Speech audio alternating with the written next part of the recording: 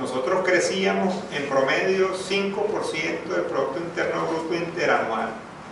y teníamos una inflación en promedio de 1.5% anual,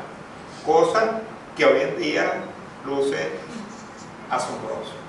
Pero cuando uno analiza esa historia, y es importante reconocerla para saber por qué estamos acá y que hay que corregir, en el año de 1962-73 vino el conflicto del Golfo Pérsico, vino el embargo petrolero de los países árabes hacia los Estados Unidos, y el precio del petróleo, que en ese periodo de crecimiento, que se basó ese crecimiento exclusivamente en función de la inversión privada, gracias a personas como las que aquí se han nombrado y a muchos otros, ese crecimiento era gracias al esfuerzo y a la libre iniciativa de muchos venezolanos. En ese momento se cambia el modelo de desarrollo, porque de la noche a la mañana el precio del petróleo pasó de $3 el barril, a $9 el barril. De la noche a la mañana el Estado se sintió un país rico, aumentó su riqueza. Entonces, bueno, ¿para qué yo dependo del sector privado? Bueno, saco a los accionistas privados, compro, y bueno, y cuando uno ve la historia, lo veía recientemente en una presentación que le hice en España hace un par de semanas, que me invitaron. Cuando ve lamentablemente la historia, el Producto Interno Bruto empieza a caer en términos per cápita desde ese momento hasta los niveles que estamos ahorita, que tristemente estamos ahorita a nivel per cápita a los niveles que teníamos en 1926. O sea, es una cosa realmente angustiante. Pero eso refleja la importancia de la inversión privada en el modelo de desarrollo y de lo que uno tiene que cambiar en este país hacia el futuro. Por eso hablar del empresario es hablar de futuro. Hablar del empresario es hablar de una persona que visualiza una necesidad, que visualiza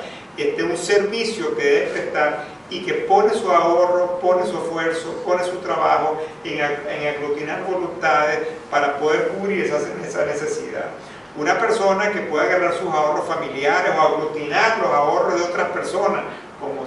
se dieron los casos aquí presentes, para darle un servicio público a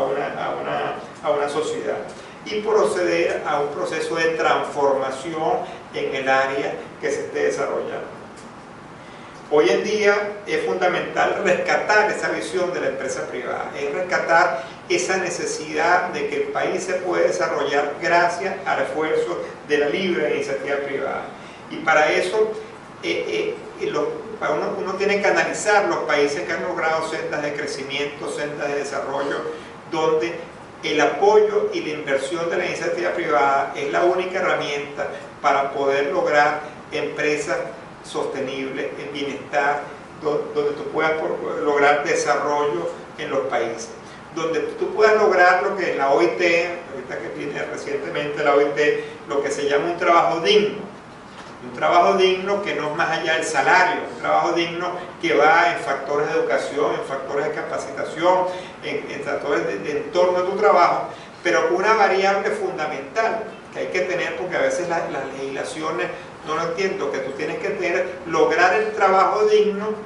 en el amplio espectro de sus palabras, pero con empresas sustentables, donde la empresa pueda tener la generación de caja necesaria para dar esas condiciones. Tú tienes que buscar ese equilibrio que aquí se ha perdido de una manera muy importante. Bueno, eso es lo que se trata de ser empresario, de una persona que busca la innovación, que busca el desarrollo, que busca la modernización, que busca abastecer y satisfacer las necesidades. Uno de los grandes temas que tiene Venezuela es cómo fortalecer el tejido empresarial, cómo retomar la importancia de que la calidad de vida de los venezolanos puede mejorar sustancialmente si nosotros ampliamos el tejido empresarial. Venezuela llegó a tener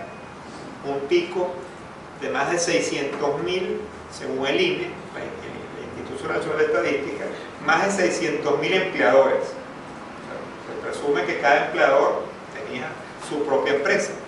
Eso bajó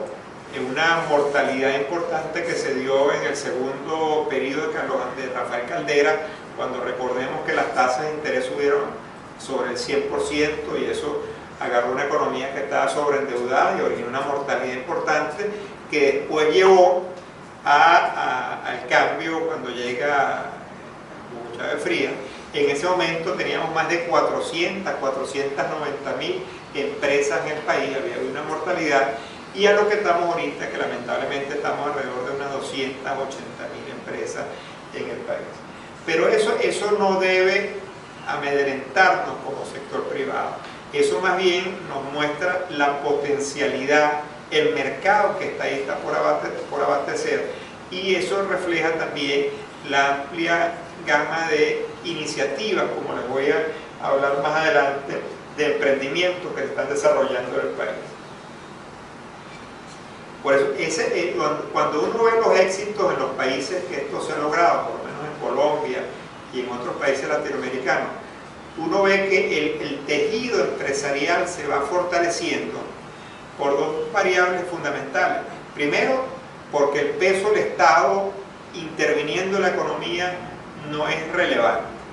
Donde cuando uno analiza por qué Venezuela ha llegado donde está y por qué otros países con mucho menos recursos logran prosperar, es porque el Estado no quiere asumir el rol de la empresa privada. Y donde cuando el Estado quiere asumir el rol de la empresa privada, obviamente, históricamente ha fracasado de forma reiterada, pero también limita la libre iniciativa del ciudadano. Cuando tú empiezas a restringir que cada ciudadano se dedique a la actividad económica de su preferencia, que cada ciudadano que tenga una idea, como esa idea loca, dice a recorrer Guaire, a dónde producir, eso yo me imagino eso la gente habrá dicho, este tipo está loco. Este tipo está loco, dice a recorrer Guaire, a donde consigo un pozo para montar una represa sin real. Y después convencía a otros locos que metan los reales ahí. Hoy hay que montarse principios del siglo, finales del siglo XVIII, del siglo XIX. O sea, es una cosa donde si tú tienes un Estado que te limite que esos locos actúen y que esos locos creen, tú estás limitando la posibilidad de crear empleo, de crear progreso, de crear bienestar. Y entonces ese es uno de los temas fundamentales que nosotros siempre en Fede Cámara estamos argumentando y estamos solicitando en el modelo económico, que tú tengas las libertades necesarias para que en el marco de la ley, que simplemente una ley que te promueva esa libre iniciativa, es lo que permite que los países crezcan. Y ahí es donde los indicadores internacionales muchas veces se van, por ejemplo, en el Doing Business, que es un indicador muy reconocido, bueno, cuánto tiempo se toma un ciudadano en montar una empresa.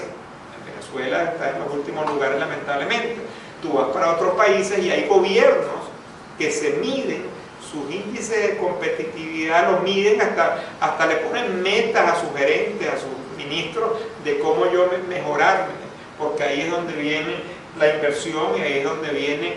la posibilidad de que se creen más empresas, más impuestos, más progreso, se creen más empleo, y obviamente al final tú estás pagando más impuestos para que el gobierno pueda retribuir por la vía de los impuestos en los servicios de buena calidad que requiere la economía. Eso normalmente cuando uno ve estas historias, uno quizás ve el entorno complejo que nosotros tenemos hoy para emprender. Entonces dice, wow, ¿cómo yo me voy a ocupar de hacer un emprendimiento hoy en día si el entorno es complejo? Pero cuando uno ve estas historias de qué más complejo pudo haber tenido esos finales del siglo XIX, de guerras civiles, hasta que llegó Gómez a pacificar el país en la dictadura del tiempo de Gómez. Pero eso es una dificultad, pero hemos visto ejemplos de gente que lo han superado. Lo han superado gracias al esfuerzo, lo han superado gracias a las oportunidades, lo han superado gracias a dar ese mensaje de la responsabilidad social, que hemos visto casos emblemáticos. Hoy en día se habla de la responsabilidad social como algo novedoso en la gerencia, pero eso se inventó por factores importantes del sector privado hace muchos años. Hoy se habla en las escuelas de gerencia de que hay que sentarse a hablar con los trabajadores. Bueno, ya esa cultura de beneficio y de trabajo existía en empresas emblemáticas de la época y que hoy en día hay que seguir profundizando. Por eso, para darle respuesta a la sociedad en los actuales momentos, en este entorno tan complejo, tan difícil, ya con los calificativos se nos escapan del vocabulario de lo que estamos viviendo, eso es hay que ver el vaso también que está medio vacío, pero también eso implica que tenemos un vaso medio lleno, y eso yo creo que es donde tantos emprendedores que uno ve cuando recorre el país que están haciendo un gran esfuerzo, porque hay una inmensa oportunidad para cubrir necesidades de la población y de cómo navegar esas grandes dificultades que tenemos, pero las oportunidades están ahí presentes y es importante el que las pueda identificar para que pueda trabajar en ello. Por eso es importante en esa visión que cada uno puede tener de la necesidad que busca abastecer o del emprendimiento que busca desarrollar, cómo ubicarse en base a factores que considero fundamentales y que se reflejan en los éxitos que aquí hemos visto. Primero, innovación. O sea, hemos visto estos casos se nos ha hablado acá, que son personas que han innovado en su área, que han buscado perfeccionarse en la calidad del trabajo de lo que han hecho. La persona que logra ser exitoso en un emprendimiento, como hemos visto acá, desde lo más chiquito hasta cosas inmensamente grandes, es porque han tenido pasión por lo que hacen, es porque han buscado las mejores prácticas. Y si no las sabían, como es el caso del doctor Mendoza, que yo le confieso que yo no sabía que era autodidacta hasta que fue la presentación del libro en la Metropolitana hace unas semanas atrás. No me lo hubiera imaginado nunca. Honoris causa en todo caso. Bueno, honoris causa posterior, pero eso refleja la capacidad de que puede tener el ser humano de mejorar en el tiempo y de la nada crear un imperio tan importante.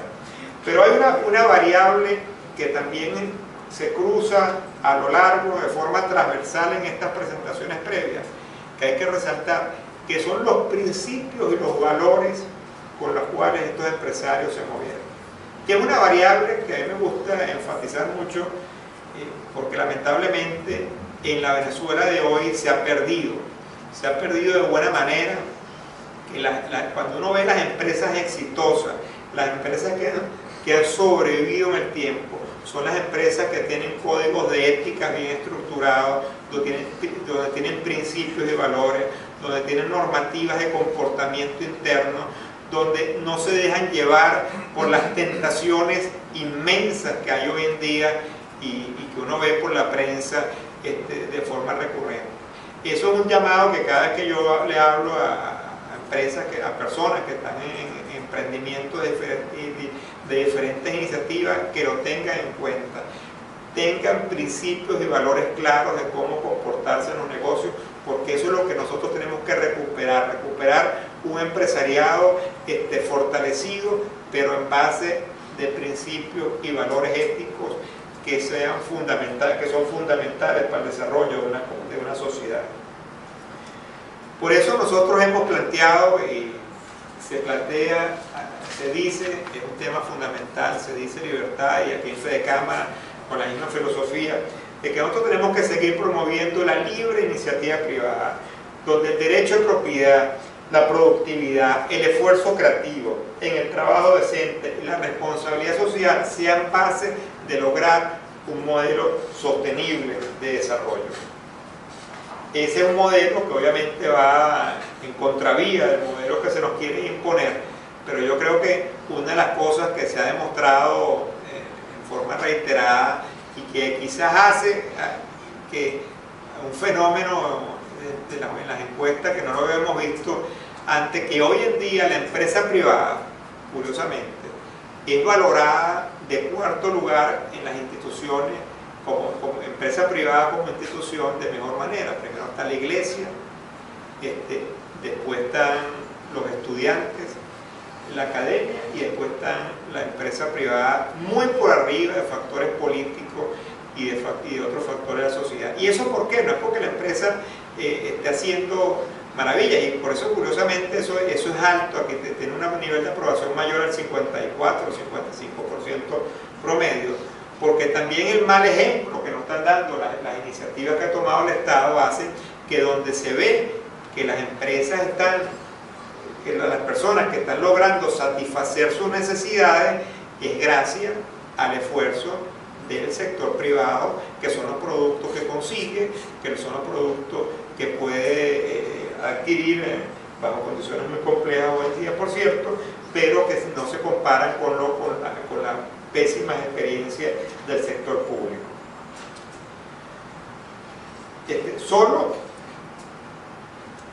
Otro factor que yo creo que también es importante resaltar cuando uno se compara en la historia económica de los países que han logrado el crecimiento,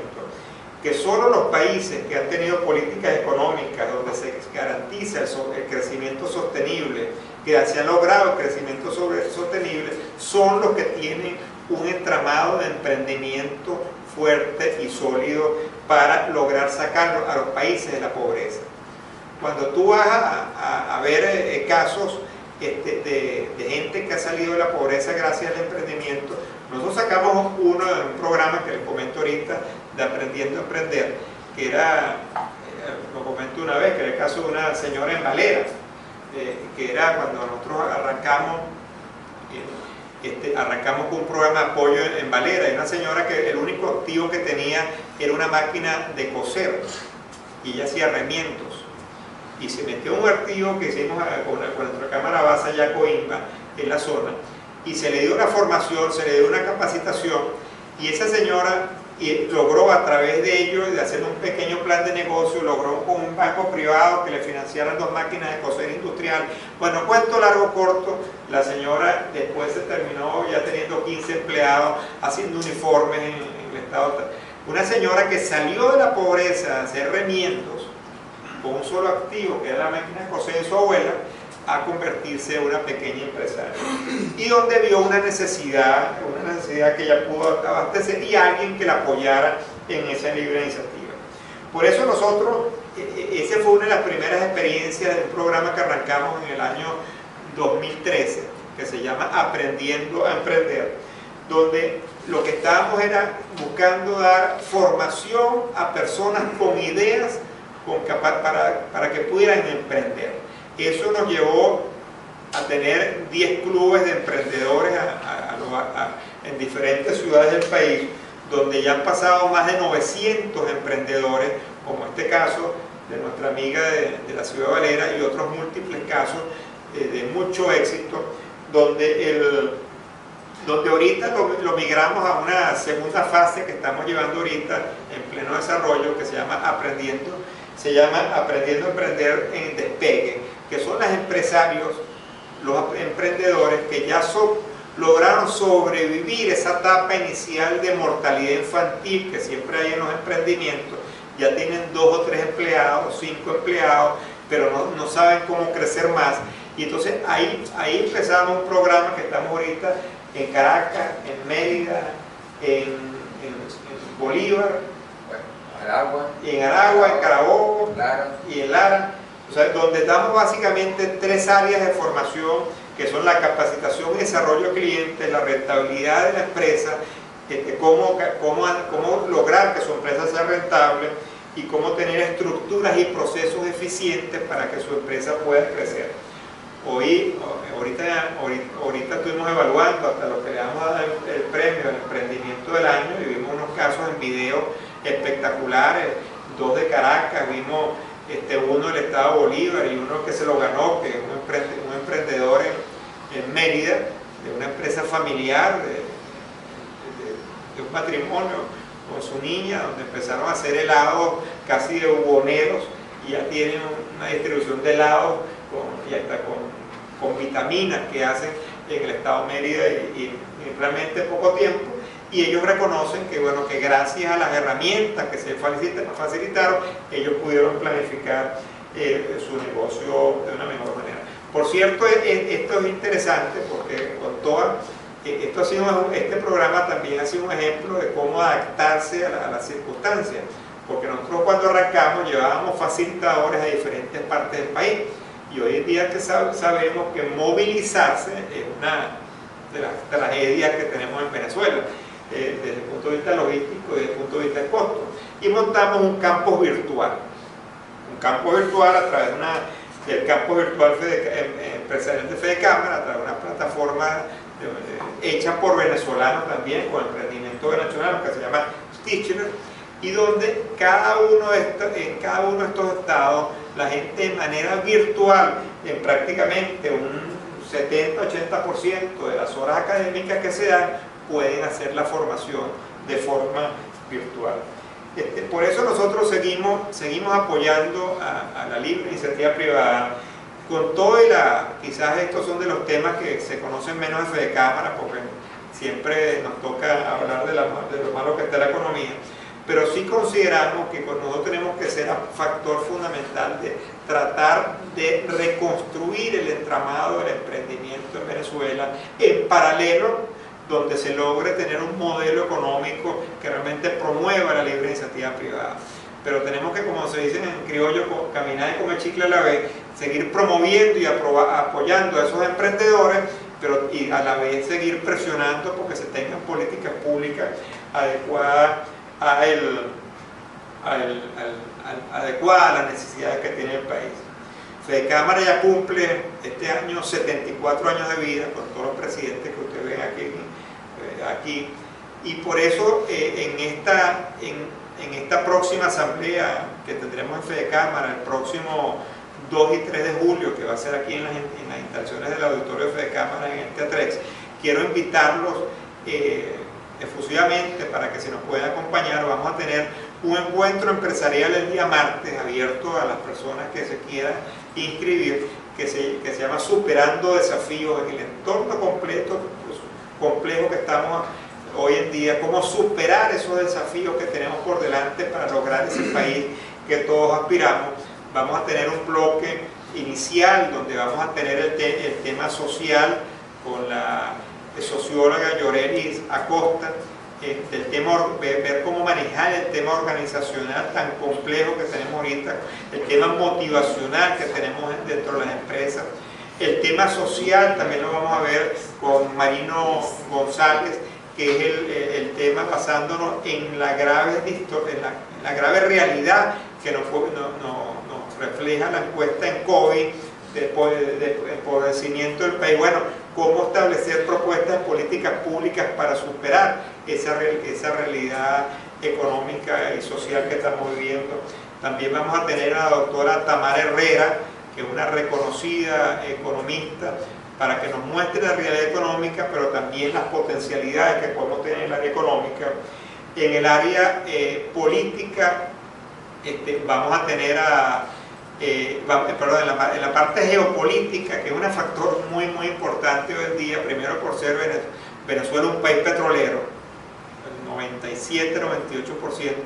de nuestras divisas lamentablemente dependen de una sola variable, que es el petróleo, y una sola variable que viene colapsando de una forma acelerada, pero eso se enmarca en una realidad geopolítica que hay que entenderla adecuadamente para poder ver cómo tú planificas el país y cómo uno como empresa se planifica en ese entorno. Eso lo va a manejar el doctor Leonardo Buniac, una plataforma tecnológica que él tiene que de primer mundo, que nos lo va a mostrar también acá. Y después vemos algo que lamentablemente no podemos dejar de lado, que es el escenario político, donde vamos a tener a Michael Perford,